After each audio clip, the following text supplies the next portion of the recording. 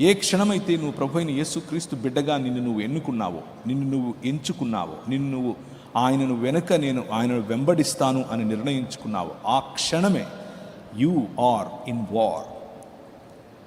నువ్వు ఒక యుద్ధంలో ఉన్నావు.